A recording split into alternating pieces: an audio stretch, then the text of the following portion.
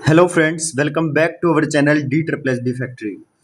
आप सभी को पता है कि हम कर रहे हैं GK GS for teaching exams और इसमें हमने इंडियन हिस्ट्री स्टार्ट की हुई है जिसमें हम एंशियंट इंडिया पढ़ रहे हैं।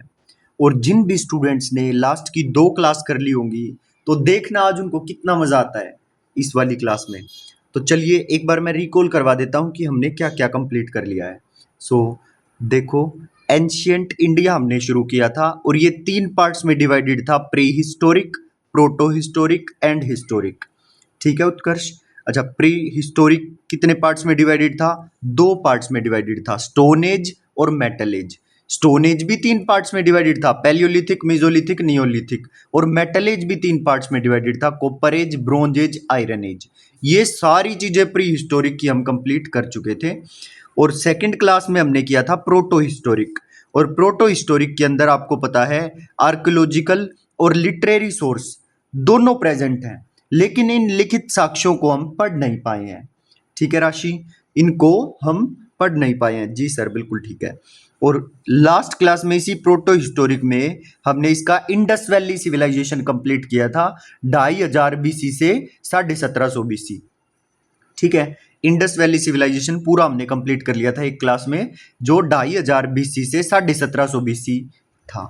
ठीक है, इस इंडस वैली सिविलाइजेशन की जितनी साइट थी उन सब के बारे में हमने पढ़ लिया था, कब वो बनी थी, कहाँ पर वो मिली हैं, ठीक है, कौन सी रिवर के किनारे हैं और किसने इनकी खोज की थी। ये सारी बातें भी हम कर चुके थे। और जो फेमस साइट्स हैं उनके बारे में भी हमने डिटेल में पढ़ा था कि वहाँ पर क्या चीज़ फेमस है।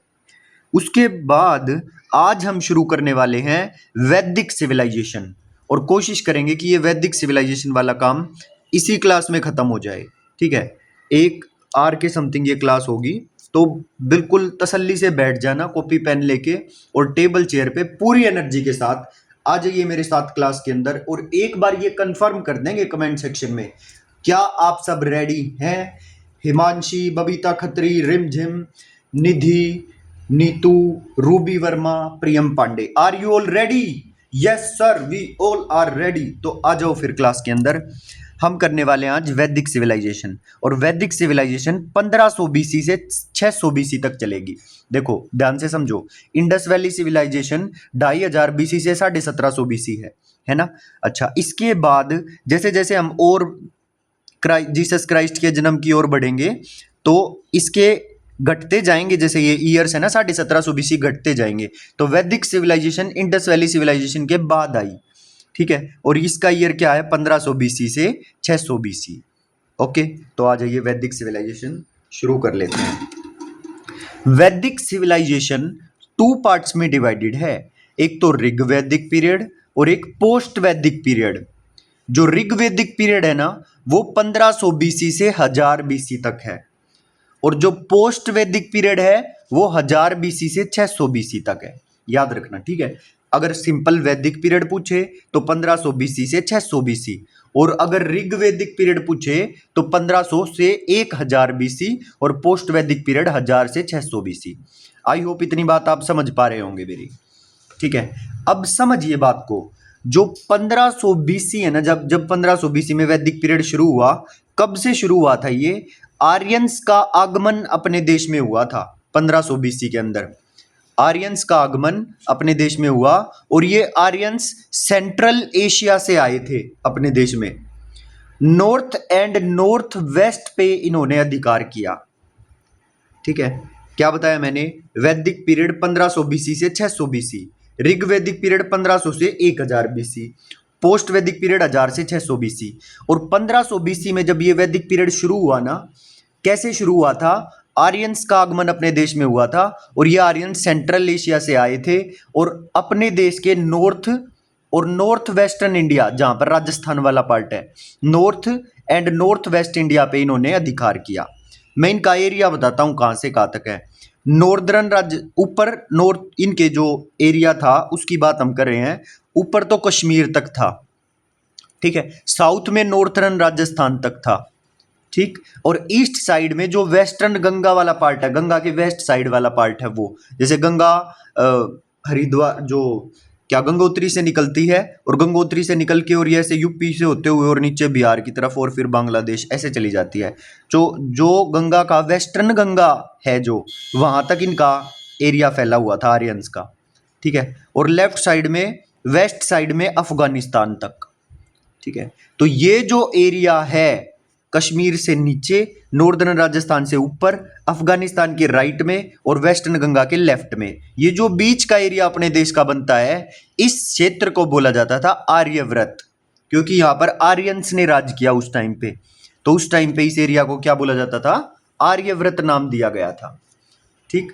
और यहीं पर, क्योंकि यहाँ पर उपजाऊ जमीन है ना, यहाँ पर जो यूपी वाला एरिया है, हरियाणा पंजाब वाला एरिया है, एक तो यहाँ पर नदियाँ बहुत है, पानी की कोई कमी नहीं है, धरती उपजाऊ है, तो यहाँ पर इस एरिया पे इन्होंने रहना शुरू किया और इस एरिया पे इन्होंने अपना राजपाट स्थापित किया। तो इस एरिया को नाम दिया गया आर्यव्रत, ठीक है। क्या नाम दिया गया भाई, आर्यव्रत नाम दिया गया। और यहीं पर दे स्टार्टेड रूरल सिविलाइजेशन, ग्रामीण सभ्यता थी ये आर्यव्रत की, आर्यंस की कैसी सभ्यता थी, ग्रामीण सभ्यता थी। तो इन्होंने रूरल सिविलाइजेशन शुरू करी और इसी को वैदिक सिविलाइजेशन नाम दिया गया। इनका मेन काम क्या था, the main work of the people of this civilization was agriculture and animal husbandry, मतलब खेती करते थे, एग्रीकल्चर करते थे और पशुपालन करते थे, एनिमल हस्बेंड्री करते थे। ओके अच्छा, सोर्सेज क्या है जहां से हमें ये वैदिक लिटरेचर की जानकारी मिलती, सोर्सेज क्या है जहां से हमें इस वैदिक पीरियड की जानकारी मिलती है, तो सोर्सेज है भाई वैदिक लिटरेचर से हमें इसकी जानकारी मिली है। और इस वैदिक लिटरेचर के अंदर क्या क्या इंक्लूड है, जो हमारे 4 वेद हैं, वेदास, जो ब्राह्मण ग्रंथ हैं, ब्राह्मण टेक्स्ट है वो, उपनिषद जो है वो, और एक आरण्यक्स। आरण्यक्स क्या होते हैं हम डिटेल में डिस्कस करेंगे आगे। तो इन चीजों से हमें इस वैदिक पीरियड की जानकारी मिली है, ठीक है। तो हमने क्या क्या समझा, वैदिक पीरियड शुरू कहां से हुआ था, आईज क्लोज करो और सोचो, जो अभी तक मैंने आपको पढ़ाया क्या आप रिकॉल कर पा रहे हो, आईज क्लोज करके सोचो। हमने वैदिक पीरियड शुरू किया था 1500 बीसी से 600 बीसी, 1500 बीसी से 1000 बीसी ऋग्वैदिक पीरियड, और 1000 से 600 बीसी पोस्ट वैदिक पीरियड, ठीक है।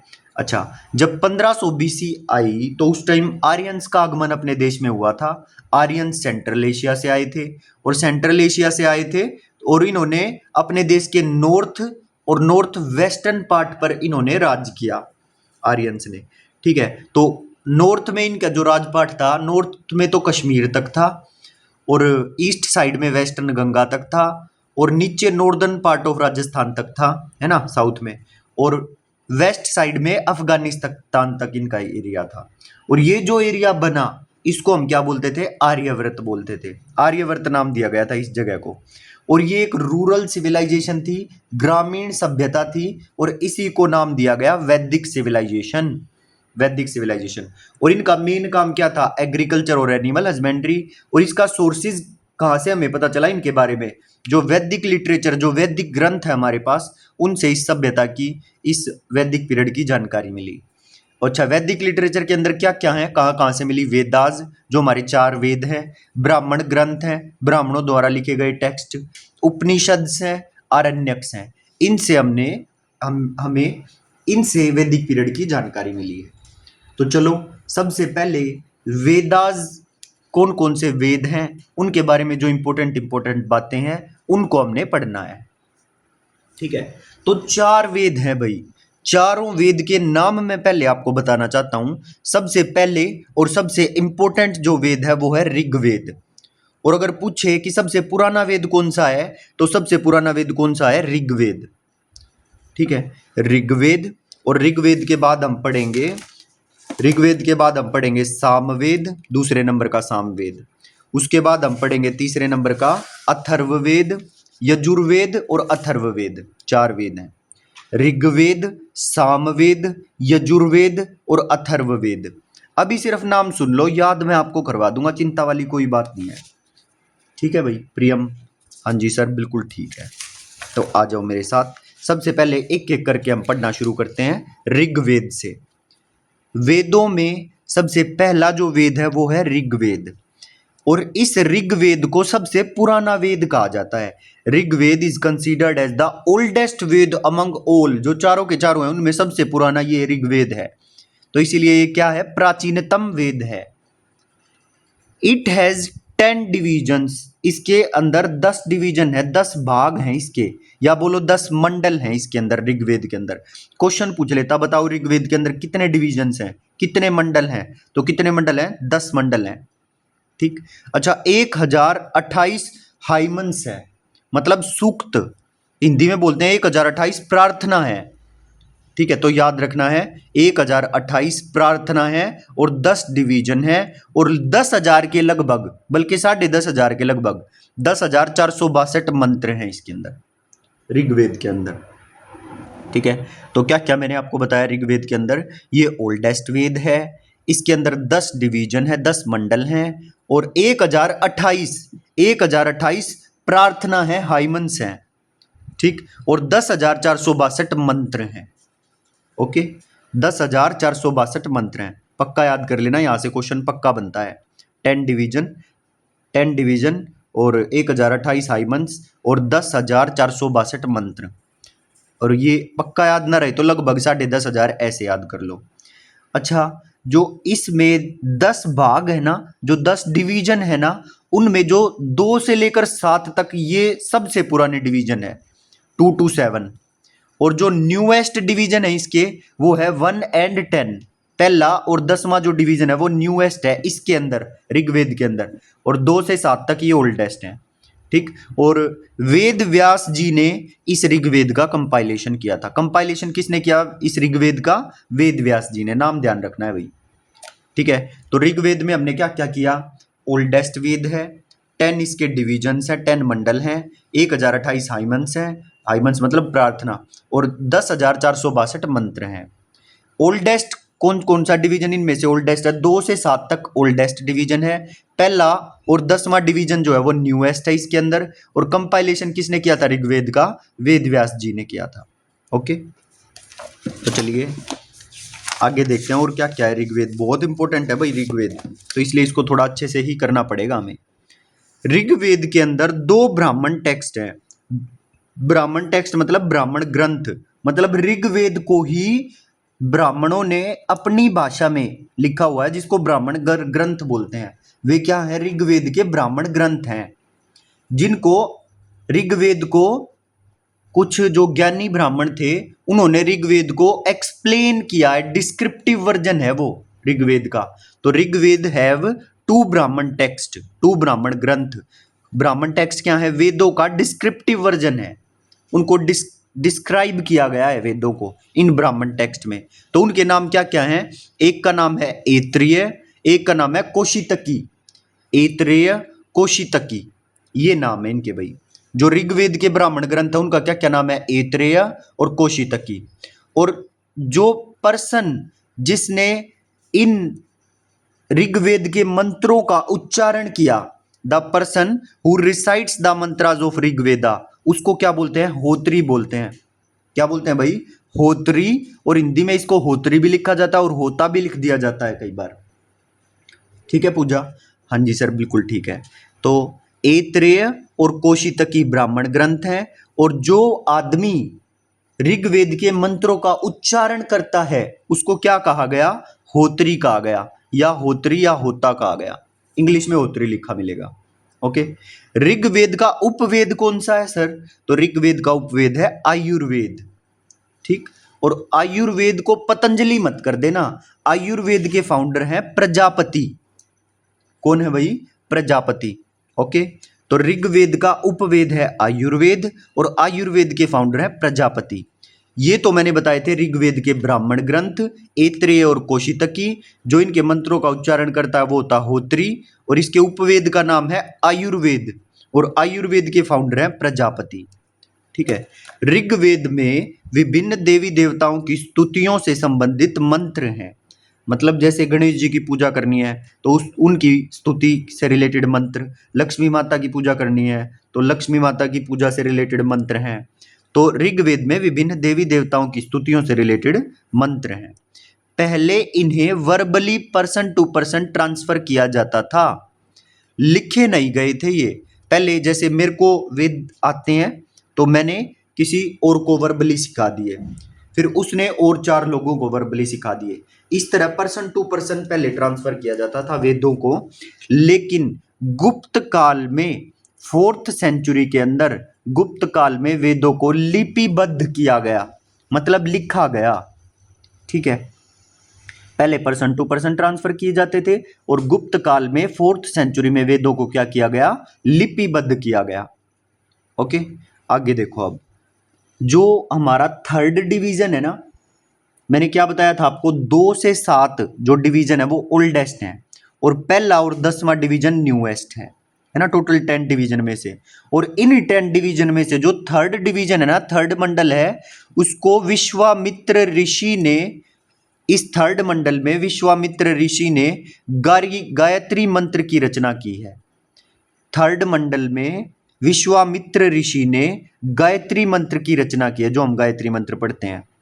ठीक है, और ये गायत्री मंत्र जो है ये सावित्री को समर्पित है, सावित्री। और इस गायत्री मंत्र के थ्रू, इस गायत्री मंत्र का जाप करके हम किसकी वर्शिप करते हैं, सूर्य देव भगवान की वर्शिप करते हैं। ठीक है, तो क्वेश्चन पूछेगा, बताओ जो गायत्री मंत्र है वो कौन से वेद में पाया जाता है, ऋग्वेद में पाया जाता है। अच्छा, ऋग्वेद के कौन से मंडल में पाया जाता है, 3rd मंडल में पाया जाता है। गायत्री मंत्र की रचना किसने की है, ऋषि विश्वामित्र ने की है। ओके, ठीक है। अच्छा, गायत्री मंत्र जो है इससे ये किसको समर्पित है, तो ये सावित्री को समर्पित है। अच्छा, जो गायत्री मंत्र से हम किस भगवान की भक्ति करते हैं, किस भगवान की पूजा करते हैं, वर्शिप करते हैं, तो सूर्य देव भगवान की वर्शिप करते हैं। ओके, तो ये था 3rd मंडल की बात वही। अब आ जाइए 10th मंडल की बात। जो 10th मंडल है ना ऋग्वेद का, इसकी रचना ऋषि महासूक्तिय द्वारा की गई, महासूक्तिय द्वारा। और इस 10th मंडल में उल्लेख है मनुष्य की वर्ण व्यवस्था का वर्णन मिलता है। ठीक है, मनुष्य के वर्ण व्यवस्था का वर्णन इस 10th मंडल में मिलता है और 4 वर्ण इसके अंदर बताए गए हैं। एक तो ब्राह्मण, एक क्षत्रिय, एक वैश्य, एक शूद्र, 4 वर्ण बताए गए हैं। ओके, दोबारा फिर से बता रहा हूं, 10th मंडल की रचना ऋषि महासूक्तिय द्वारा की गई, महासूक्तिय द्वारा। और इस मंडल के अंदर, इस मंडल में पहला उल्लेख, जो 10th मंडल है इसमें पहला उल्लेख मनुष्य के वर्ण व्यवस्था का वर्णन मिलता है। वर्ण, जो 4 वर्ण बताए गए हैं, ब्राह्मण, क्षत्रिय, वैश्य और शूद्र। तो क्वेश्चन पूछेगा, बताओ वर्ण व्यवस्था कौन से वेद में बताई गई है, ऋग्वेद में बताई गई है। बताओ कौन से मंडल में वर्ण व्यवस्था का वर्णन मिलता है, 10th मंडल में मिलता है। बताओ वर्ण व्यवस्था, या बोलो 10th मंडल के अंदर जो वर्ण व्यवस्था है उसकी रचना किसने की थी, तो वो ऋषि महासूक्तिय द्वारा की गई है। ठीक है, शुरुआत में ही वर्ण व्यवस्था का उल्लेख मिलता है। जब ये 10th मंडल शुरू होता है ना, उसके शुरुआत में ही इस वर्ण व्यवस्था का वर्णन है, पहला उल्लेख ही वर्ण व्यवस्था का है और इसकी रचना ऋषि महासूक्तिय द्वारा की गई है। ब्राह्मण, क्षत्रिय, वैश्य और शूद्र 4 वर्ण मिलते हैं। तो अभी तक हमने जो ऋग्वेद में पढ़ा है उसको एक बार मैं समराइज कर देता हूं इस पेज पर, जो जो हमने पढ़ा है। ऋग्वेद के अंदर 2 ब्राह्मण ग्रंथ, ऐत्रेय और कौशितकी। जो मंत्रों को रिसाइट करता है उसको बोलते हैं होत्री। ऋग्वेद का उपवेद है आयुर्वेद। आयुर्वेद की रचना प्रजापति, फाउंडर कौन, आयुर्वेद के प्रजापति। ऋग्वेद में विभिन्न देवी देवताओं की स्तुतियों से संबंधित मंत्र हैं। पहले इन्हें पर्सन टू पर्सन ट्रांसफर किया जाता था और गुप्त काल में 4th सेंचुरी में इन वेदों को लिपिबद्ध किया गया। 3rd मंडल विश्वामित्र ऋषि ने लिखा और इसी के अंदर गायत्री मंत्र की रचना की गई। 3rd मंडल के अंदर है ये सावित्री को समर्पित है और इसका जाप किसके लिए यूज किया जाता है, वर्शिप ऑफ सूर्यदेव के लिए, सूर्यदेव की पूजा या भक्ति करने के लिए इस गायत्री मंत्र का यूज किया जाता है, सावित्री माता को समर्पित है।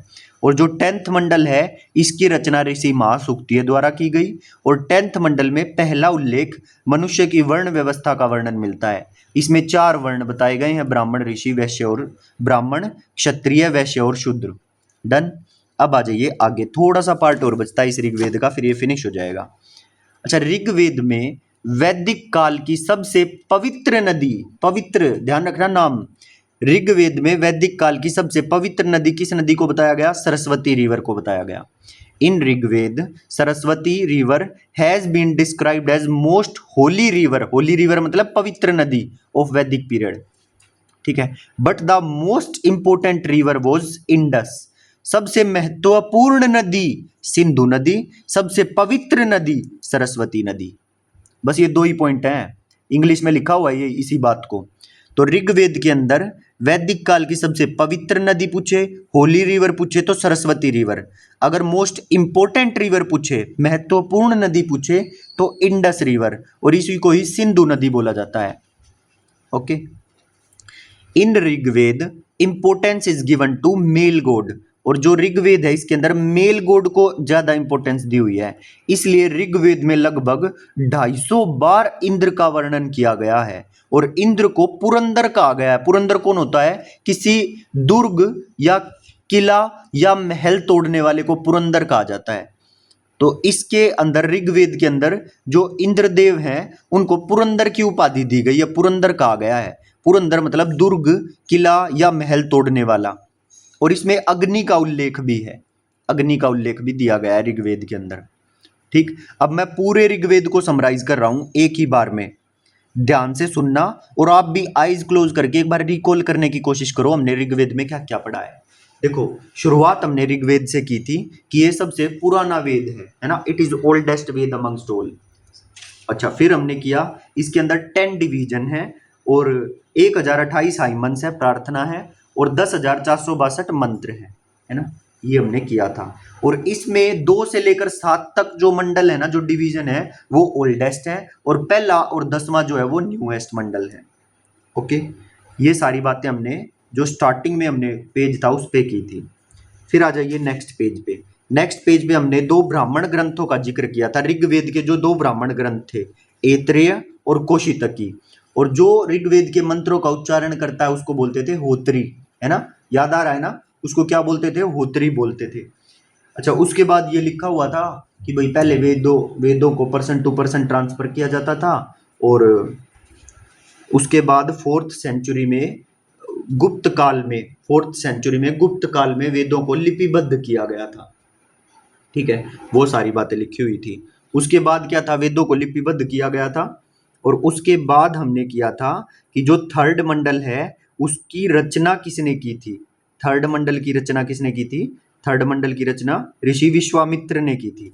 ऋषि विश्वामित्र। और गायत्री मंत्र किस मंडल में मिलता है? 3rd मंडल में मिलता है। और किसको समर्पित है? सावित्री माता को समर्पित है। और किसकी पूजा के लिए यूज किया जाता है? Worship of Suryadev. ठीक है। अच्छा, फिर 10th मंडल की बात की गई थी। 10th मंडल की रचना ऋषि महासूक्तिय ने की, ऋषि महासूक्तिय। और इसके अंदर जो पहला उल्लेख है 10th मंडल के अंदर वो वर्ण व्यवस्था से रिलेटेड था, और वर्ण व्यवस्था में 4 वर्णों का जिक्र किया गया है। कौन कौन? एक तो ब्राह्मण, और दूसरा क्षत्रिय, वैश्य और शूद्र, ये 4 वर्ण की बात की गई थी। ठीक है। एक चीज और बीच में छूट गई है कि जो उपवेद है, ऋग्वेद का उपवेद है वो है आयुर्वेद, और आयुर्वेद के प्रवर्तक, आयुर्वेद को किसने खोजा? फाउंडर कौन है? ऋषि प्रजापति, प्रजापति ने खोजा था भाई। ठीक है, अब इस पेज पे आ जाइए जो नेक्स्ट पेज था। ऋग्वेद में वैदिक काल की सबसे पवित्र नदी बताया सरस्वती रिवर को, और सबसे महत्वपूर्ण नदी बताया सिंधु नदी को, इंडस रिवर को। ऋग्वेद में मेल गॉड को ज्यादा प्रेफरेंस दी गई, इसीलिए ऋग्वेद में लगभग 250 बार इंद्र का वर्णन किया गया है, और इंद्र को पुरंदर कहा गया है। इसके अंदर पुरंदर मतलब किला तोड़ने वाला, महल तोड़ने वाला, और इसके अंदर अग्नि का भी उल्लेख मिलता है। तो ये हो गया भाई पूरा ऋग्वेद खत्म, पूरा डिटेल में हमने इसको डिस्कस किया है। अच्छा, एक बात बताओ, जो म्यूजिक सीखते हैं उनको ये 7 नोट सीखने पड़ते हैं ना, सारे गामा, है ना, ये सीखने पड़ते हैं ना, तो वही सारी चीज सामवेद में है। और इसके सा से ही आप समझ जाओगे, सारे गा, तो सा से ही समझ जाओगे कि ये सिंगिंग से रिलेटेड वेद है। साम मीन्स सिंगिंग, इस साम का अर्थ ही सिंगिंग है। पहला वेद ऋग्वेद हमने अच्छे से कर लिया, अब सेकंड वेद हम कर रहे हैं सामवेद, और इस साम का मतलब ही होता है सिंगिंग। साम मीन्स सिंगिंग। इसमें ऋग्वेद के वो मंत्र आते हैं जिनका उच्चारण नहीं बल्कि गायन किया जाता है, मतलब जिनको गा के सुनाया जाता है। सामवेद के अंदर ऋग्वेद के वो मंत्र आते हैं जिनका उच्चारण नहीं बल्कि गायन किया जाता है, क्योंकि इस साम का अर्थ ही सिंगिंग है। Samaveda is considered as father of Indian music. इस सामवेद को फादर ऑफ इंडियन म्यूजिक कहा जाता है। The first description of 7 musical notes, जो म्यूजिक के 7 म्यूजिकल नोट्स हैं वो ऑल्सो फाउंड सारेगामा पाधानीसा और ऑल्सो फाउंड फ्रॉम सामवेद। ये जो 7 म्यूजिकल नोट हैं इनका डिस्क्रिप्शन भी हमें कहाँ से मिला? सामवेद से मिला। It has mantras related to worship of Suryadev, और इस सामवेद के अंदर सूर्य भगवान की पूजा अर्चना के लिए भी मंत्र मिलते हैं। It has mantras related to worship of Suryadev. इसका ब्राह्मण ग्रंथ कौन सा है? जैसे ऋग्वेद का ब्राह्मण ग्रंथ था ऐत्रेय और कौशितकी, ऐसे ही सामवेद का ब्राह्मण ग्रंथ है पंचविश और तांड्य ब्राह्मण। पंचविश और तांड्य ब्राह्मण, इसमें ये वाला और नहीं आएगा भाई, वो हिंदी वाला और आएगा, एंड मतलब पंचविश एंड तांड्य ब्राह्मण। ठीक है, पंचविश एंड तांड्य ब्राह्मण। अच्छा, पर्सन हु सिंग्स, साइन कह रहा हूं, sings the mantras of Samaveda. जैसे ऋग्वेद के मंत्रा को जो उच्चारण करता था वो होता था होत्री, ऐसे ही जो सामवेद को मंत्रों को जो गाता है ना, क्योंकि इसमें तो गाना ही पड़ेगा, सिंगिंग है, तो इनके मंत्रों को जो गाता है, जो उच्चारण करता है, उसको बोलते हैं उद्गाता। गाता, क्योंकि सामवेद में है ही सिंगिंग का काम, तो क्या नाम होगा जो मंत्रों को गाएगा सामवेद के, उसको बोलेंगे उद्गाता। और सामवेद का उपवेद कौन सा है? जैसे ऋग्वेद का उपवेद था आयुर्वेद, ऐसे ही सामवेद का उपवेद है गंधर्व वेद। और गंधर्व वेद के प्रवर्तक कौन है? गंधर्व वेद के प्रवर्तक कौन है? जनक कौन है? नारद मुनि। ओके, अच्छा, ये इसी के साथ आई होप कंप्लीट हो गया। हाँ, तो सामवेद में भाई इतना ही पढ़ना है, और एक बार पूरा सामवेद में आपको रिवाइज करवा देता हूँ, फिर इसको रिकॉल करने की कोशिश करेंगे। मैंने क्या बताया था कि सामवेद, साम का मतलब होता है सिंगिंग, और इसमें ऋग्वेद के वो मंत्र आते हैं जिनका उच्चारण नहीं, गायन किया जाता है। ठीक है नीतू? हाँ जी sir. Samaveda is considered as father of Indian music. Samaveda को हम फादर ऑफ इंडियन म्यूजिक कहते हैं। और फर्स्ट डिस्क्रिप्शन 7 म्यूजिकल नोट्स का, जो सारेगामा पाधानी है, इनका सामवेद से ही हमें मिला है, पहला डिस्क्रिप्शन इन 7 म्यूजिकल नोट्स का। ठीक है, इसीलिए Samaveda is considered as father of Indian music. उसके बाद इसके अंदर जो मंत्र है ना, वो सूर्य भगवान की भक्ति के लिए भी मंत्र मिलते हैं। It has mantras related to worship of Suryadev. और इसका जो ब्राह्मण ग्रंथ है उसको बोलते हैं पंचविश या तांड्य ब्राह्मण कहलाता है। पंचविश कहलाता है, या बोलो एंड पंचविश एंड तांड्य ब्राह्मण कहलाता है इसका ब्राह्मण ग्रंथ। Person who sings the mantras of Samaveda is known as Udgata. जो गाता है मंत्रों को उसको बोलते हैं उद्गाता। और सामवेद का उपवेद कौन सा है? गंधर्व वेद। और गंधर्व वेद देखो, गन, गान है ना, या बोलो गन, मतलब क्या है? गाने से ही रिलेटेड है ना, गाना। तो इसी से ही आप या ऑप्शन देखते ही समझ जाओगे कि अच्छा, इसमें तो गान हो रहा है, मतलब गाना हो रहा है, तो गाना तो सामवेद में ही होता है। तो सामवेद का उपवेद कौन होगा? गंधर्व वेद। और इसके प्रवर्तक कौन है? नारद मुनि। ओके, अब एक बार आइज क्लोज करो, और आइज क्लोज करके सोचो कि हमने क्या क्या रिकॉल करो, मतलब इस चीज को, सामवेद में क्या क्या पढ़ा है। भाई सामवेद मैंने बताया, सामवेद, साम का मतलब होता है सिंगिंग। ओके, अच्छा, और फिर क्या था इसमें? ऋग्वेद के वो वाले मंत्र थे जिनका उच्चारण नहीं, गायन किया जाता था। ठीक है, उसके बाद हमने क्या किया इसके अंदर जो सामवेद है इसको हम फादर ऑफ इंडियन म्यूजिक भी बोलते हैं, क्योंकि इसके अंदर पहला डिस्क्रिप्शन हमें मिला था जो 7 म्यूजिकल नोट्स होते हैं उनका, सारेगामा पाधानी का। ओके, अच्छा, इसके बाद हमने पढ़ा था कि जो इसके मंत्रों को उच्चारण करता है उसको हम बोलते हैं उद्गाता, है ना। जो इसके मंत्रों को उच्चारण करते हैं उसको हम बोलते हैं उद्गाता। और इसके अंदर मंत्र मिलते हैं सूर्य भगवान की भक्ति से रिलेटेड। और इसका जो ब्राह्मण ग्रंथ है उसका नाम है पंचविश और तांड्य ब्राह्मण, है ना। पंचविश और तांड्य ब्राह्मण इसके ब्राह्मण ग्रंथ हैं। और जो आदमी इसके मंत्रों का उच्चारण करता है उसको हम बोलते हैं उद्गाता, उद्गाता। और सामवेद का उपवेद कौन सा बताया? गंधर्व, गणधर्व, है ना। और गणधर्व किसने लिखा? नारद मुनि ने लिखा है। बस यही सामवेद था भाई। साम का मतलब सिंगिंग। अब आ जाइए यजुर्वेद, तीसरे नंबर का वेद है यजुर्वेद। और ये यजु जो है ना, यजु इसके अंदर, जैसे वहां साम का मतलब था सिंगिंग, और यहाँ पे जो यजु है, इस यजु का मतलब होता है यजना। यजना मतलब हिंदी में बोलते हैं यज्ञ। इस यजु, यजु का मतलब है यजना, और यजना को हिंदी में बोलते हैं यज्ञ। तो इस यजुर्वेद के अंदर जो यज्ञ, जो यज्ञ करने की विधि है वो बताई गई है कि यज्ञ कैसे होंगे।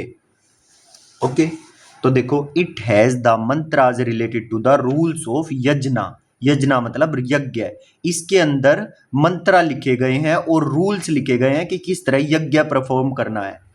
एंड अदर रिलीजियस वर्क्स, और जो दूसरे धार्मिक काम हैं वो किस तरह से करने हैं। जो यज्ञ है उसको करने के रूल्स क्या क्या हैं, और उसके मंत्र क्या क्या उच्चारण करने हैं यज्ञ को करते वक्त। It has the mantras related to the rules of yajna and other religious works. ठीक है। This is the only Veda which has stanzas and poetry both, जिसके अंदर गद्य और पद्य दोनों है। ये एक लौता ऐसा वेद है जिसके अंदर गद्य एवं पद्य दोनों है, मतलब स्टेंजा और पोएट्री दोनों चीज हैं। ठीक। अच्छा, कौन बताएगा ऋग्वेद के ब्राह्मण ग्रंथ कौन कौन थे? ये बताएंगी भाई हमें प्रीति दलाल।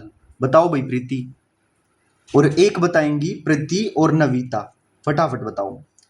जो ऋग्वेद के ब्राह्मण ग्रंथ थे वे कौन कौन से थे? सर देखो, दो थे, एक तो ऐत्रेय और एक कौशितकी। ये दो ब्राह्मण ग्रंथ थे ऋग्वेद के। अब मुझे बताएंगी, एक तो कौन बताएगा भाई, फटाफट बताओ। आकाश। और एक बताएंगी पूजा। फटाफट बताओ कि ऋग्वेद के ब्राह्मण ग्रंथ मैंने पूछ लिए। अब सामवेद के ब्राह्मण ग्रंथ बताओ कौन कौन से थे सामवेद के?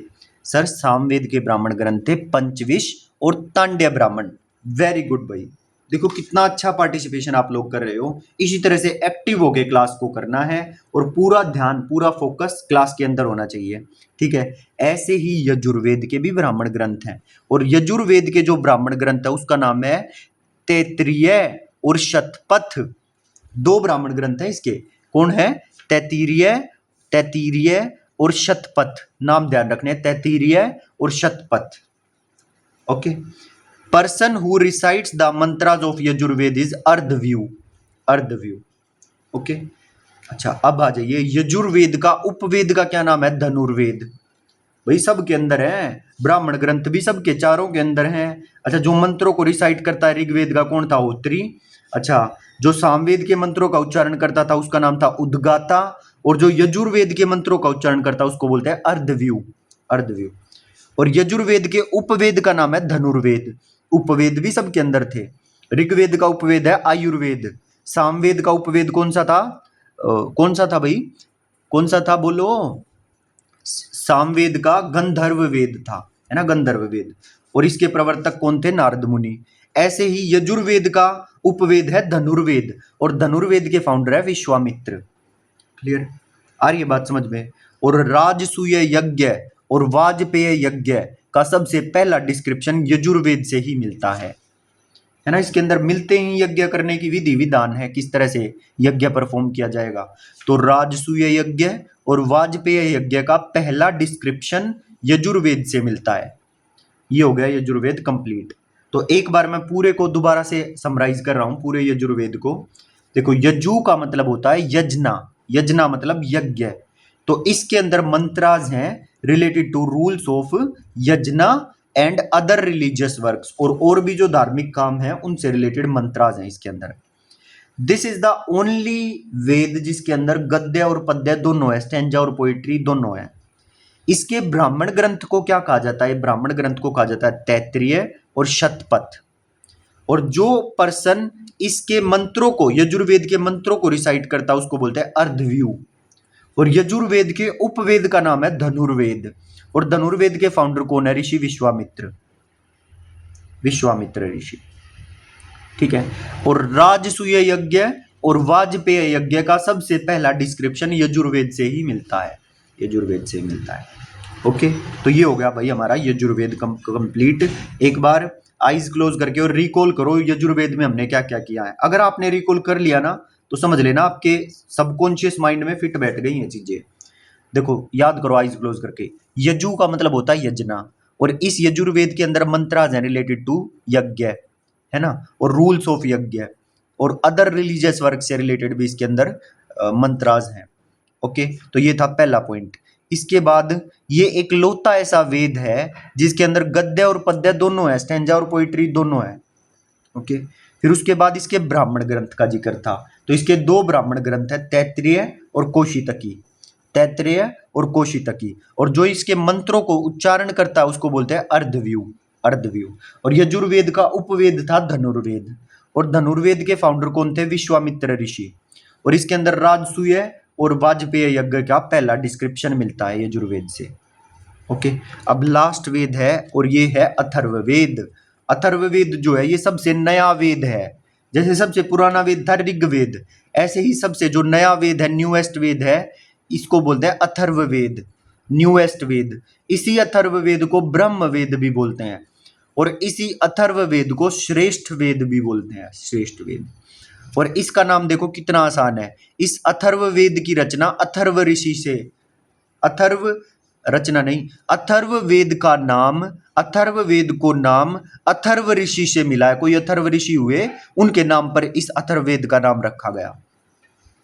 ओके, अच्छा, इसके अंदर कितने चैप्टर्स हैं? एक तो चैप्टर्स और हाइम्स और मंत्र, इनके बारे में एक तो ऋग्वेद के बताया गया फर्स्ट वाले के बारे में, और एक लास्ट वाले के बारे में बताया है। और जो बीच में दो आए उनके बारे में हमने नहीं बताया कि कितने मंत्र हैं, कितने चैप्टर हैं, हमने नहीं बताया। हमने पहले और आखिरी अथर्ववेद के बारे में बता रहा हूं। देखो, इसके अंदर 20 अध्याय हैं, 20 चैप्टर्स हैं, और 731 हाइमन्स हैं। सूक्त बोलते हैं, प्रार्थना बोलते हैं इसको, 731, और 6000 के लगभग मंत्र हैं। ठीक, और अथर्व वेद के अंदर वशीकरण, भूत प्रेत, जादू टोना एवं औषधियों से संबंधित मंत्र हैं। जैसे आपने देखा नहीं है कि पहले ऋषि मुनियों के अंदर ऐसी पावर होती थी कि अगर किसी को सांप ने काट लिया और वो मंत्र फूंक देते थे और उसी से ही उसको आराम पड़ जाता था। ठीक है, तो ऐसे ऐसे मंत्र इस अथर्ववेद के अंदर लिखे हुए हैं। उनको जैसे उनकी पावर बनी रहे मंत्रों में, तो उसके लिए कुछ विधि विधान होते थे कि उनको पवित्र करना होता था उन मंत्रों को, जैसे, ठीक है, इस तरह के कुछ रिचुअल्स होते थे। तो वो सारी चीज किस में लिखी हुई है? अथर्ववेद में लिखी हुई है। ये सबसे नया वेद है, इसी को ही ब्रह्म वेद नाम दिया गया, श्रेष्ठ वेद नाम दिया गया। अच्छा, ये अथर्ववेद का नाम अथर्व ऋषि से हमें मिला है। इट हैज 20 चैप्टर्स, 20 अध्याय हैं, 731 हाइमन्स हैं, सूक्त हैं, और 6000 मंत्र हैं। वशीकरण, भूत प्रेत, जादू टोना एवं औषधियों से संबंधित इसके अंदर मंत्र हैं। ओके, अब आ जाइए आगे, वही चीज है। अब ब्राह्मण ग्रंथ, इसके अथर्ववेद के अंदर ब्राह्मण ग्रंथ कौन कौन से हैं? गोपथ ब्राह्मण। क्या है ब्राह्मण ग्रंथ? कौन सा? अथर्ववेद का गोपथ ब्राह्मण। गोपथ ब्राह्मण मतलब गोपाथ, गोपथ मतलब ये भूत प्रेत वशीकरण इसके पाथ पर चल पड़ा ये। तो ब्राह्मण ग्रंथ ऐसे याद कर लो, गोपथ ब्राह्मण। देखते ही ऑप्शन में आपको पता चल जाएगा कि ये गोपथ ब्राह्मण तो ब्राह्मण ग्रंथ है अथर्ववेद का। Person who recites the mantras of Atharvaveda is known as Brahma, क्योंकि इसका नाम ही ब्रह्म वेद है, तो इसलिए जो मंत्रों को उच्चारण करता है अथर्ववेद के, उसको ब्रह्मा बोला जाता है। इसके उपवेद का नाम है शिल्पवेद, शिल्पवेद, और इसके फाउंडर कौन है? विश्वकर्मा। शिल्पवेद के फाउंडर कौन है? विश्वकर्मा। अथर्ववेद में कुरु का राजा, कुरु का राजा राजा परीक्षित को बताया गया है। अथर्ववेद के अंदर जो कुरु का राजा है उसको परीक्षित को बताया गया, कुरु का राजा। और परीक्षित को ही मृत्युलोक का देवता माना जाता है। मृत्युलोक का देवता किसको माना जाता है? राजा परीक्षित को माना जाता है। और अथर्ववेद में ही और दो महाजनपद का उल्लेख मिला है, एक तो अंग और एक मगध। जिस तरह आज हम स्टेट्स बोलते हैं ना अपने डिफरेंट इंडिया के पार्ट्स को, उसी तरह से जब जब वेदों का काल था तो उस टाइम पे इनको महाजनपद बोला जाता था, डिफरेंट जगहों को। ठीक, महाजनपद। तो अथर्ववेद में दो महाजनपद का उल्लेख है। कौन कौन से? एक तो अंग का और एक मगध का। इन दो महाजनपद का उल्लेख इस अथर्ववेद के अंदर मिलता है। और अथर्ववेद में सभा और समिति का उल्लेख मिलता है। ये सभा और समिति प्रजापति की पुत्रियां थी, इनका उल्लेख भी अथर्ववेद में मिलता है। ठीक है, मैं एक बार पूरा रिवाइज करवा रहा हूं कि अथर्ववेद में हमने क्या क्या पढ़ा है। देखो भाई, अथर्ववेद, इस अथर्ववेद के अंदर आपको पता है कि जादू, टोना, वशीकरण और इन सारी जो चीजें हैं, इनसे रिलेटेड जादू, टोना, वशीकरण और ये जो सारी चीजें थी, इनसे रिलेटेड मंत्र हैं और औषधियों से संबंधित भी मंत्र हैं। ये सबसे नया वेद है, ब्रह्मवेद श्रेष्ठ वेद इसको बोला जाता है। अथर्व ऋषि से इसका नाम अथर्ववेद पड़ा है। इसके अंदर 20 अध्याय हैं, 731 हाइमन्स है, प्रार्थनाएं हैं और 6000 मंत्र हैं, 6000 मंत्र हैं। ठीक, और इसके जो ब्राह्मण ग्रंथ हैं अथर्ववेद के, इसका नाम है गोपथ ब्राह्मण। जो इसके मंत्रों का उच्चारण करता है अथर्ववेद के, उसको ब्रह्मा बोला जाता है। इसके उपवेद का नाम है शिल्पवेद और शिल्पवेद के फाउंडर है ऋषि विश्वकर्मा।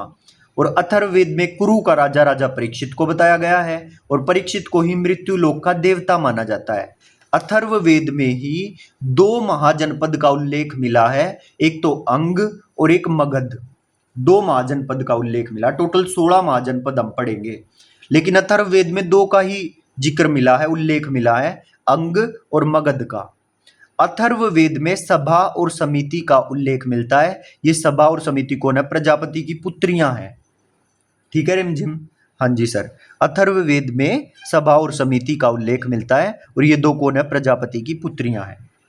ठीक, तो इसी के साथ हमारे जो 4 वेद हैं इंपोर्टेंट, ऋग्वेद, ऋग्वेद के बाद सामवेद, सामवेद के बाद यजुर्वेद और यजुर्वेद के बाद अथर्ववेद, उनका पूरा डिटेल में हमने डिस्क्रिप्शन पढ़ लिया है। अब एक बार ये जितना भी हमने पढ़ा है उसकी आपको एक बार समरी दे देता हूं और देखना, मजा आएगा आपको।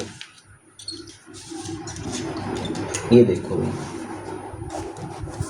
आ जाओ मेरे साथ। ये टेबल मैंने आपके लिए बनाई है और स्पेशली इसी क्लास के लिए बनाई है, ताकि आपको जो सारी चीजें हैं इसके अंदर याद हो जाए। 4 वेद हमने कौन कौन से पढ़े? ऋग्वेद, सामवेद, यजुर्वेद, अथर्ववेद। अच्छा, ऋग्वेद के ब्राह्मण ग्रंथ का क्या नाम है? ऐत्रेय और कौशितकी। ठीक है। अच्छा, सामवेद के ब्राह्मण ग्रंथ का क्या नाम है? पंचविश और तांड्य ब्राह्मण। और यजुर्वेद के ब्राह्मण ग्रंथ का क्या नाम है? तैत्तिरीय और शतपथ। और अथर्ववेद के ब्राह्मण ग्रंथ का क्या नाम है? गोपथ ब्राह्मण। ठीक है, दोबारा से, ऋग्वेद के ब्राह्मण ग्रंथ ऐत्रेय और कौशितकी, सामवेद के ब्राह्मण ग्रंथ का नाम पंचविश और तांड्य ब्राह्मण। अच्छा, इसके यजुर्वेद के ब्राह्मण ग्रंथ का नाम तैत्तिरीय और शतपथ और अथर्ववेद के ब्राह्मण ग्रंथ का नाम गोपथ ब्राह्मण। चारों याद हो जाने चाहिए, चारों वेद के ब्राह्मण ग्रंथ। अच्छा, पर्सन हु रिसाइट्स द मंत्र ऑफ ऋग्वेद होत्री या होता। सामवेद के मंत्रों को कौन उच्चारण करता था? उद्गाता। और यजुर्वेद के अर्धव्यू और पर्सन हु रिसाइट्स द मंत्र ऑफ अथर्ववेद ब्रह्मा। चारों याद हो जाने चाहिए। अच्छा, इसके उपवेद कौन से हैं? ऋग्वेद का उपवेद है आयुर्वेद, आयुर्वेद के फाउंडर प्रजापति। सामवेद के उपवेद का नाम गंधर्व वेद, गंधर्व वेद, और इसके फाउंडर का नाम नारद मुनि। और यजुर्वेद के उपवेद का नाम धनुर्वेद, धनुर्वेद के फाउंडर का नाम विश्वामित्र। और अथर्ववेद के उपवेद का नाम है शिल्पवेद और इसके फाउंडर का नाम विश्वकर्मा। ये सबसे ओल्डेस्ट वेद है। सामवेद के अंदर सिंगिंग होती है, यजुर्वेद के अंदर यज्ञ की विधि विधान है और अथर्ववेद के अंदर जादू टोना, मैजिक स्पेल्स, ये सब इसके अंदर है। ठीक है, इसके अंदर 10 डिवीजन है, 10 मंडल है, 1028 हाइमन्स है, सूक्त प्रार्थना है और 10,462 मंत्र हैं। और गायत्री मंत्र इसके 3rd मंडल में है। ऋषि विश्वामित्र ने इसकी रचना की थी। ठीक है, और कौन सी माता को समर्पित है? माता सावित्री को समर्पित है और सूर्य भगवान की भक्ति के लिए, वर्शिप के लिए इसको यूज किया जाता है। और इसके अंदर 7 म्यूजिकल नोट्स हैं सामवेद के अंदर। अच्छा, यजुर्वेद के अंदर गद्य और पद्य, स्टैंजा और पोइट्री दोनों हैं। और अथर्ववेद के अंदर 20 अध्याय हैं, 20 चैप्टर्स हैं, 731 हाइमन्स है, प्रार्थना है और 6000 मंत्र हैं। याद रख लेना। ठीक है, सारी चीज मैंने यहाँ पर एक समरी की फॉर्म में, एक माइंड मैप की फॉर्म में रख दी हैं, इसको अच्छे से याद कर लेना। ओके, और जो डिटेल में पहले वहां से पढ़ना उसको रिवाइज करना, फिर इसको रिवाइज कर लेना, आपका काम बन जाएगा। चारों वेद मैंने आपको करवा दिए हैं। तो ये सारी चीजें भाई अच्छे से कर लेना। ब्राह्मण ग्रंथ चारों के, पर्सन हु रिसाइट्स द मंत्र, इनके उपवेद। ठीक, इसके अंदर क्या है, ओल्डेस्ट है, सिंगिंग है, और इसके अंदर यज्ञ है, जादू टोना।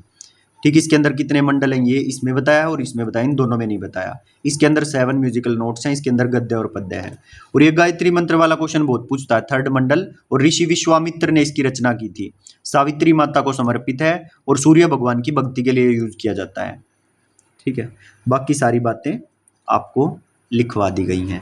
अब आगे आ जाइए। मैंने आपको बताया था कि जो वैदिक काल है उसका डिस्क्रिप्शन हमें वेदास से मिलता है, ब्राह्मण ग्रंथ से मिलता है, उपनिषद से मिलता है और आरण्यक से मिलता है। तो वेदास और ब्राह्मण ग्रंथ इनका तो आपको पता चल गया। उपनिषद और आरण्यक क्या होते हैं, चलो देखते हैं। बहुत आसान, देखो आरण्यक को हिंदी में भी आरण्यक ही बोलते हैं, ये लिखा हुआ आरण्यक। और इस आरण्यक का मतलब होता है फॉरेस्ट, जंगल। ठीक, अब ध्यान से समझना ये आरण्यक क्या होते हैं। These are those Brahmana texts, ये वे ब्राह्मण ग्रंथ हैं which had been compiled in forest, जिनको ऋषि मुनियों ने, ब्राह्मणों ने वन में रहकर कंपाइल किया ड्यूरिंग वैदिक पीरियड। इनकी रचना वनों में की गई है, आरण्यक्स की। In present time there are 7 Aranyakas which are mainly available. और आज के समय में केवल 7 आरण्यक हमारे पास हैं जो हमारे पास मौजूद हैं, अवेलेबल हैं। ठीक है, तो पूरा आरण्यक मैं दोबारा एक्सप्लेन कर रहा हूं। ये वे ब्राह्मण ग्रंथ हैं, these are those Brahmana texts which had been compiled in forest, जिनको जंगलों में रहकर ब्राह्मणों ने कंपाइल किया था ड्यूरिंग वैदिक पीरियड। इनकी रचना वनों में की गई थी। बस इतनी सी लाइन आपको याद करनी है। In present time there are 7 Aranyakas which are mainly available. और आज के समय में कुल 7 आरण्यक है जो हमारे पास अवेलेबल है। ठीक है भाई श्रुति मिश्रा जी, सर बिल्कुल समझ में आ गया आरण्यक क्या होते हैं। तो चलो फिर आगे बढ़ जाते हैं। आरण्यक अगर आपको समझ में आ गया है तो अब समझो उपनिषद क्या होते हैं। तो उपनिषद समझो, उपनिषद किस किस वर्ड से मिलकर बना है, उप जमा में निषद से मिलकर ये उपनिषद बना है।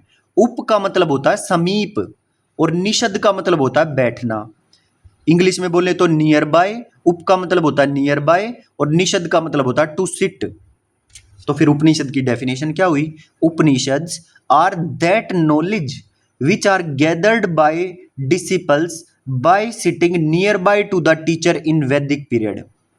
मतलब जो अपना गुरु होता था किसी भी बच्चे का, किसी भी डिसिपल का, किसी भी स्टूडेंट का, उस गुरु के पास बैठकर जो नॉलेज ग्रहण करता था ना स्टूडेंट, वो सब उपनिषद के अंदर है। Upanishad are that knowledge which are gathered by disciples by sitting near by to the teacher in the Vedic period. Okay, कितने उपनिषद हैं, जैसे मैंने क्या बताया, आज के टाइम में प्रेजेंट आरण्यक्स कितने थे, 7। और उपनिषद कितने प्रेजेंट है, there are total 108 Upanishad in which 12 are recognised. हैं तो टोटल 108 उपनिषद, बट रिकॉग्नाइज केवल 12 को ही किया गया, कर पाए हम। 108 में से कुल 12 उपनिषद को हम रिकॉग्नाइज कर पाए हैं। और उनमें से भी कुछ मुख्य मुख्य हैं जिनके नाम आपको याद रखने हैं। एक तो है मुंडको उपनिषद, और मुंडको उपनिषद से लिया गया है सत्यमेव जयते, जो ये वर्ड है कहाँ से लिया गया, मुंडको उपनिषद से। अच्छा, मंडूको उपनिषद, ये है मुंडको उपनिषद, और एक है मंडूको उपनिषद, मंडूको उपनिषद, और एक है कठो उपनिषद। ध्यान रखना, मुंडको उपनिषद से लिया गया है सत्यमेव जयते, एक है मंडूको उपनिषद और एक है कठो उपनिषद। ठीक, ये 3 मुख्य नाम आपको याद करवा दिए हैं। क्वेश्चन पूछेगा सत्यमेव जयते कहाँ से लिया गया है, मुंडको उपनिषद से लिया गया है। ओके भाई, तो उपनिषद क्या समझे आप, कि जो नॉलेज एक स्टूडेंट अपने गुरु के पास, अपने टीचर के पास बैठ के जो सीखता था, उनको उपनिषद में लिखा गया है। That knowledge is written in Upanishad. Total 108 Upanishad है जिनमें से 12 को हम रिकॉग्नाइज कर पाए हैं। अच्छा, मुंडको उपनिषद के बारे में क्या बताया कि इससे सत्यमेव जयते लिया गया है। और मुंडको उपनिषद और कठो उपनिषद, इनके बारे में भी डिटेल में नहीं पढ़ना, बस नाम ध्यान रखना है। ओके, अब बात आती है, मैंने आपको बताया था जब मैं लास्ट वाला वेद करवा रहा था आपको, है ना, जब लास्ट वाला वेद हम कर रहे थे अथर्ववेद, उसमें मैंने आपको बताया था कि उसके अंदर दो महाजनपद की जानकारी मिलती है, एक तो अंग की और एक मगध की, है ना। तो वहां पर हमने थोड़ा सा जिक्र इस महाजनपद का किया था।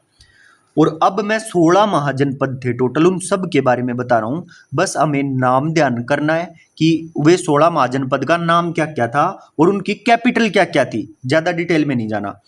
टोटल 16 महाजनपद थे 600 बीसी में। क्लियर? कितने महाजनपद थे टोटल? 16 महाजनपद थे 600 बीसी में। वैदिक पीरियड कब से कब तक चला? 1500 से 600 बीसी तक। और जब 600 बीसी आई ना, तो उस टाइम पे टोटल 16 महाजनपद थे 600 बीसी में। अपने देश में राज्यों की तरह तब 16 महाजनपद थे और इनका उल्लेख हमें बौद्ध और जैन ग्रंथों से मिला है। सोर्सेज क्या है इन महाजनपद के? बुद्धिस्ट टेक्स्ट, जो बुद्धिस्ट ग्रंथ है जिसका नाम है अंगुत्तर निकाय, उससे हमें इनकी महाजनपद की जानकारी मिली। और एक जैन ग्रंथ है भगवती सूत्र, उससे हमें इन महाजनपद की जानकारी मिली। तो क्वेश्चन पूछेगा, बताओ कौन सा बुद्धिस्ट टेक्स्ट है जिससे हमें 16 महाजनपद की जानकारी मिलती है? अंगुत्तर निकाय। बताओ कौन सा वो जैन ग्रंथ है जिससे हमें 16 महाजनपद की जानकारी मिलती है? तो वो है भगवती सूत्र। भगवती सूत्र। ठीक। अब मैं 16 महाजनपद के आपको नाम याद करवाऊंगा और उनकी कैपिटल याद करवाऊंगा कि उसकी कैपिटल क्या है। बस और कुछ याद नहीं करना आपको, केवल नाम 16 महाजनपद के और उनकी कैपिटल। ठीक। छोटी छोटी प्यारी प्यारी सी मैं आपको ट्रिक बताऊंगा, सारी चीज आपके दिमाग में सेट हो जाएंगी, बिल्कुल कोई दिक्कत वाली बात नहीं है। देखो भाई समझो, जो एक टीचर है, ये सारी चीजें किताबों में लिखी गई हैं, पर एक टीचर का क्या काम होता है कि वो उन चीजों को आपके लिए कुछ इस तरह से पढ़ा दे, इस तरह से समझा दे कि वे सारी चीजें आपको आसानी से याद हो जाए। बस इसी चीज के पैसे हैं। ठीक है? और नहीं तो सारी चीजें किताबों में ऑलरेडी लिखी हुई हैं भाई, सब चीज किताबों के अंदर है। लेकिन जो एक टीचर है वो आपको उस कंटेंट को ऐसा कॉन्क्रीट करके, ऐसा अच्छे से आपको प्रेजेंट करके समझा दे कि आपको सारी चीज़ें समझ में आ जाएं प्रॉपरली और आपको याद हो जाएं। ठीक है? तो इसी की हम छोटी सी फीस चार्ज कर लेते हैं भाई, है ना। ओके। तो वो जो एक्सपीरियंस हमने है कि वो गलती आप ना करो, उस एक्सपीरियंस के पैसे होते हैं बस। ठीक है? और फीस इसलिए भी ली जाती है कि आप लोग भी रेगुलर रह पाओ, और इतना बड़ा सिलेबस है, और फीस लेके हमारे ऊपर भी जिम्मेदारी हो जाती है कि हम लोग भी फिर ये हो जाता है कि भाई सिलेबस कंप्लीट करवाना है, फीस ले रखी है बच्चों से। ठीक है? तो इसमें कभी भी शर्म मत मानना करो फीस वगैरह की बातों में। ठीक? अगर पढ़ रहे हो तो उससे दोनों बोथ साइड फायदा है, आपको भी फायदा, आप भी रेगुलर रहोगे कि पैसे फीस दी हुई है तो इसलिए पढ़ना पड़ेगा। और फ्री की चीज की तो वैसे आपको भी पता है कोई कदर होती नहीं है, तो इसीलिए, नहीं तो देखो आप कितना यूट्यूब पर कंटेंट भरा पड़ा है, कोई कदर नहीं होती फ्री की चीज की। ना तो टीचर ही ढंग से पढ़ा पाता, ना स्टूडेंट ही ढंग से पढ़ पाता है। ओके, तो चलो फटाफट क्लास को खत्म करते हैं, ये बातें तो ऐसे ही चलती रहेंगी। सबसे पहला महाजनपद जो है वो है अंग, और अंग की कैपिटल है चंपा और चंपा नगरी। अच्छा, इसको कैसे याद किया हुआ है? देखो भाई, एक तो जो चंपा के फूल होते हैं, है ना, चंपा के फूल नाम सुना होगा आपने।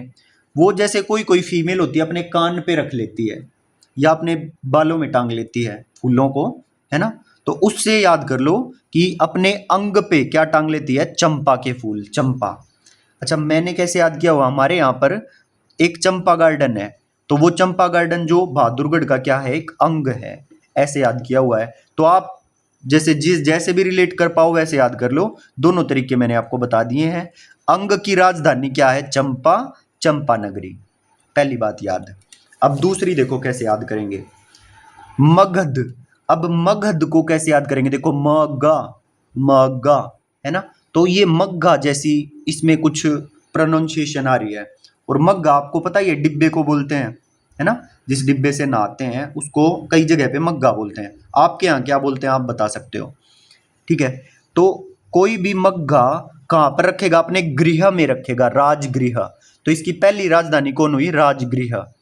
अच्छा, जब मग्गा नहीं मिलता है तो किससे मंगवाता है? अपने पुत्रा से मंगवाता है, पाटलिपुत्रा। ओके, सेकंड कैपिटल कौन सी हुई? पाटलिपुत्रा। और या फिर अपनी बेटी से मांगेगा भाई विशाली, ठीक है, तो वैशाली कोई उसकी बेटी होगी उससे। तो तीन चीजें, तीन कैपिटल मैंने आपको याद करवाई हैं, राजगृह, पाटलिपुत्रा और वैशाली। ये किसकी कैपिटल है? मगध की कैपिटल है, मगध की। और मगध देखते ही मग्गा दिमाग में आना चाहिए, और तीनों आप बता दोगे, राजगृह, पाटलिपुत्रा और वैशाली, ये तीन कैपिटल हुई। ये लाइन याद मत करना, इसकी जरूरत नहीं है, ये इंपॉर्टेंट है, ठीक।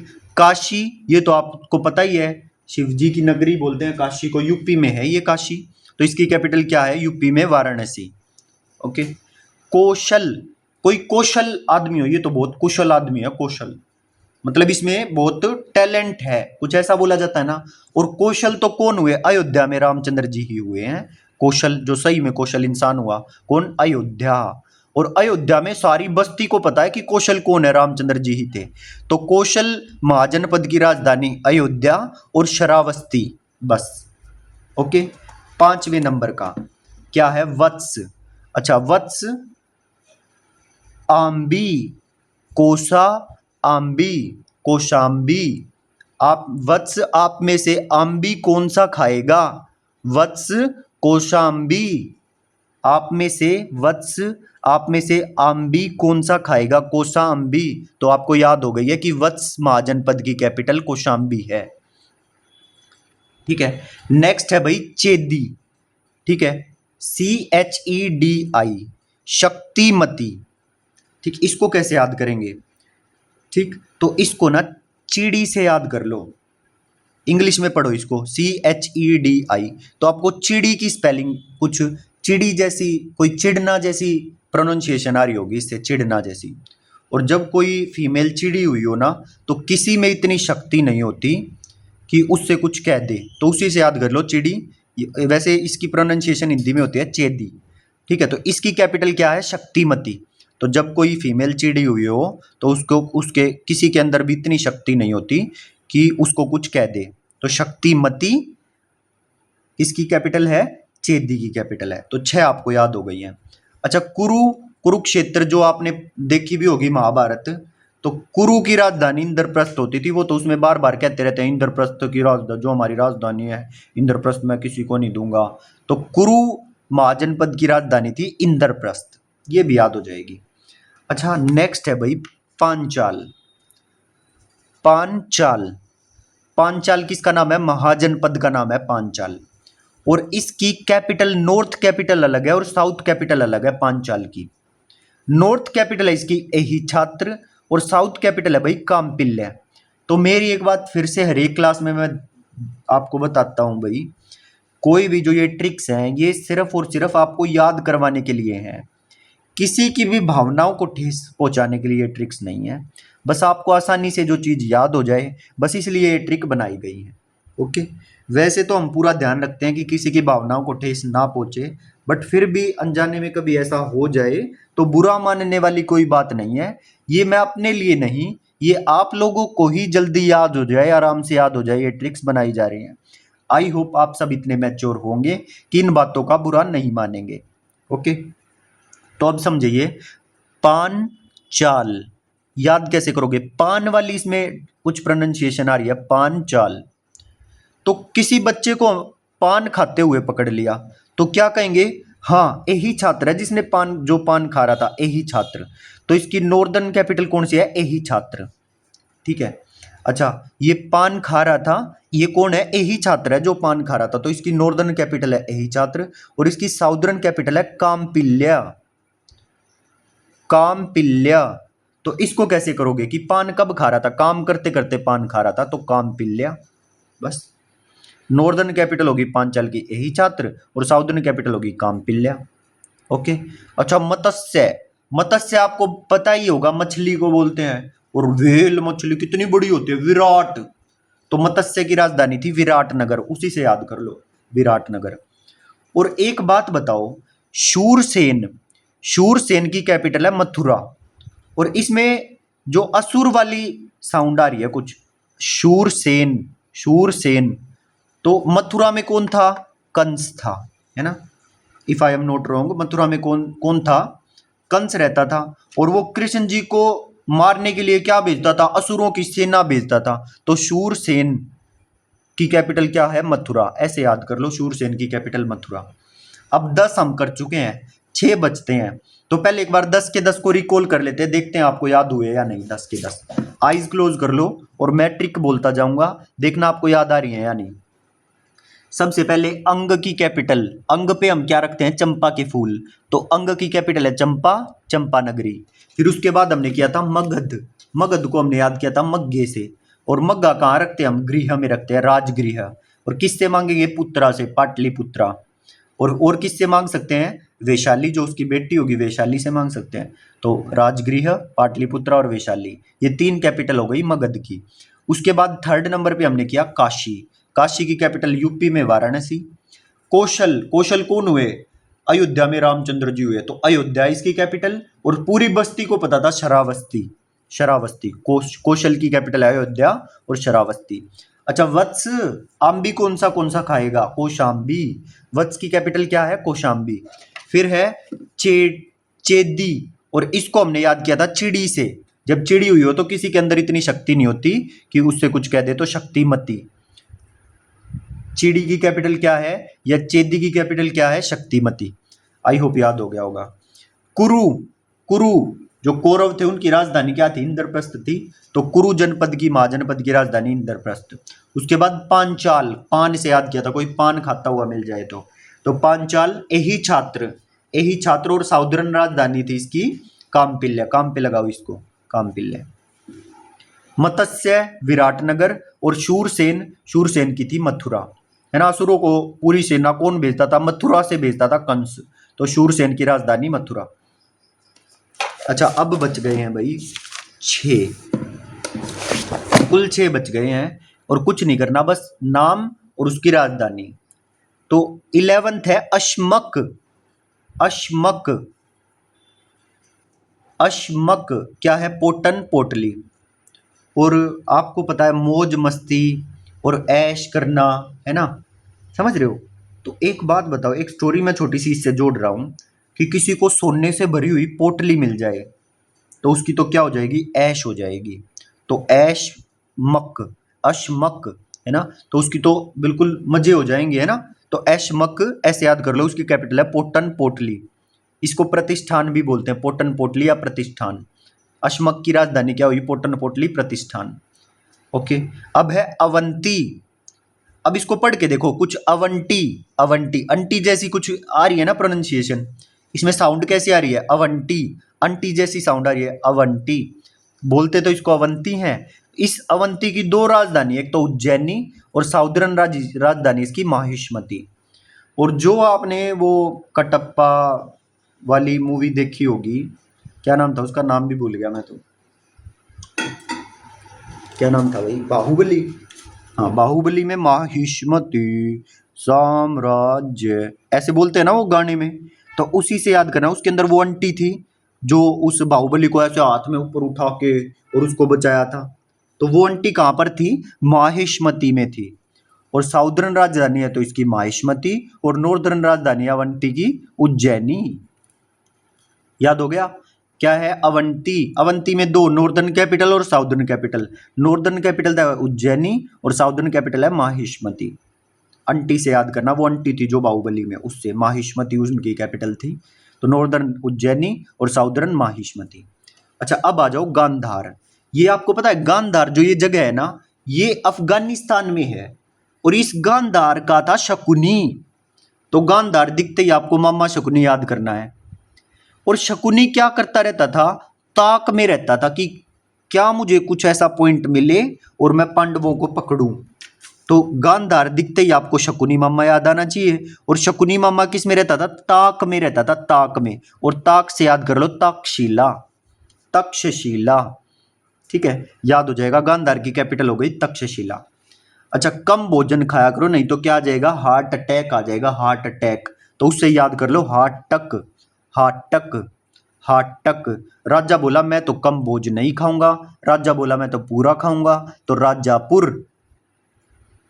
कम भोज की कैपिटल हो गई हाटक और राजापुर। ठीक, 15th और 16th 2 पॉइंट बच गए और काम हो जाएगा खत्म। वज्जी, वज्जी महाजनपद की कैपिटल है वज्जी। तो इसको वज्जी नहीं बोलो, इसको बोलो वाजी, वाजी। तो वाजी किसको बोला? वैशाली को बोला। क्यों बोला वैशाली को वाजी? आप तो मिठाई ले आए, मिठीला, और तो मिठाई ले आए तो हमें भी दो, विदीहा, हमें भी दीहा। समझ गए ना? वाजी, वाजी किसको बोला? वैशाली को बोला। क्यों बोला वैशाली को वाजी? क्योंकि ये मिठाई ले आई, मिठाईला, मिठाईला, तो मिठाई ले आई तो बोले हमें भी देहा, विदीहा। तो इसकी वज्जी महाजनपद की 3 राजधानी, वैशाली, विदीहा और मिठीला। ओके। अब 16th महाजनपद है मल्ल, और मल्ला महाजनपद की कैपिटल है कुशीनगर और पावापुरी। और इस मल्ला को ना, वैसे नाम इसकी प्रोनाउंसिएशन है मल्ला, लेकिन आप इसको माला से करो। जब खुशी होती है तभी तो आदमी किसी को माला पहनाता है ना, तो उससे याद कर लिया कुशीनगर। और इतनी खुशी हुई कि पाँव में भी पूरी माला पाँव तक पहना दी, पावापुरी। तो माला से याद कर लिया कुशीनगर और पावापुरी। अब एक बार आप वीडियो को, जैसे अब फिनिश हो गई है क्लास, इस वीडियो को रोक के और अच्छे से एक बार पूरी जो ये चैप्टर है वैदिक सिविलाइजेशन, इस पूरे को रिवाइज कर लेना, अच्छे से रिवाइज कर लेना, और इसकी क्वेश्चंस की पीडीएफ मिल जाएगी भाई। ठीक है। तो इसी के साथ हमारा जो ये वैदिक पीरियड है ये भी फिनिश होता है। और इस वैदिक पीरियड के बाद 2 चीजें हो रही, एक तो बुद्धिज्म और एक जैनिज्म। 2 क्लास का काम है ये, बुद्धिज्म और जैनिज्म। फिर ये जो हमारा प्रोटो हिस्टोरिक पीरियड है ये फिनिश हो जाएगा, और उसके बाद हिस्टोरिक पीरियड चलेगा, जिसमें हम Mauryan period, pre Mauryan period और पोस्ट मौर्यन पीरियड ये पढ़ेंगे, और एंशिएंट इंडिया हमारा फिनिश हो जाएगा। ठीक है। बहुत अच्छा पढ़ रहे हो आप, बहुत अच्छे से समझ रहे हो। मैं एक बार आपको सारे के सारे रिवाइज करवा देता हूं, ताकि एक बार में ही आपको सारे महाजनपद याद हो जाएं। जो ये 16 महाजनपद हैं, ये 600 BC में थे 16 महाजनपद। ठीक है। और जैन ग्रंथ और बौद्ध ग्रंथों से हमें इनका पता चला है। कौन से? बुद्धिस्ट ग्रंथ से पता चला, अंगुत्तर निकाय से, और जैन ग्रंथ जिससे पता चला है भगवती सूत्र से। अंग महाजनपद की राजधानी थी चंपा और चंपानगरी, याद कर लिया था हमने। अच्छा, मगध, मग्गा से याद किया था, मगध राजगृह, पाटलिपुत्रा और वैशाली। काशी की वाराणसी, कौशल की अयोध्या। श्रावस्ती को पता था कि अयोध्या में ही रामचंद्र है जो कौशल है, तो कौशल की राजधानी अयोध्या और श्रावस्ती। वत्स, आंबी कौन सा खाएगा? कौशाम्बी। अच्छा, चेड़ी, चेड़ी और हिंदी में बोले तो चेदी, तो इसकी शक्तिमती। कुरु, कुरु की राजधानी इंद्रप्रस्थ। पांचाल की राजधानी, पान, पान से याद किया था अहि छात्र, काम पे लगाओ इसको, कामपिल्या। पांचाल की राजधानी नॉर्दर्न अहि छात्र, साउदर्न कामपिल्या। अच्छा, मत्स्य, बहुत बड़ी बड़ी मत्स्य होती हैं, मत्स्य विराटनगर। शूरसेन, शूरसेन किसने भेजी थी? मथुरा में कृष्ण, कंस ने भेजी थी कृष्ण जी को मारने के लिए, तो शूरसेना कैपिटल मथुरा।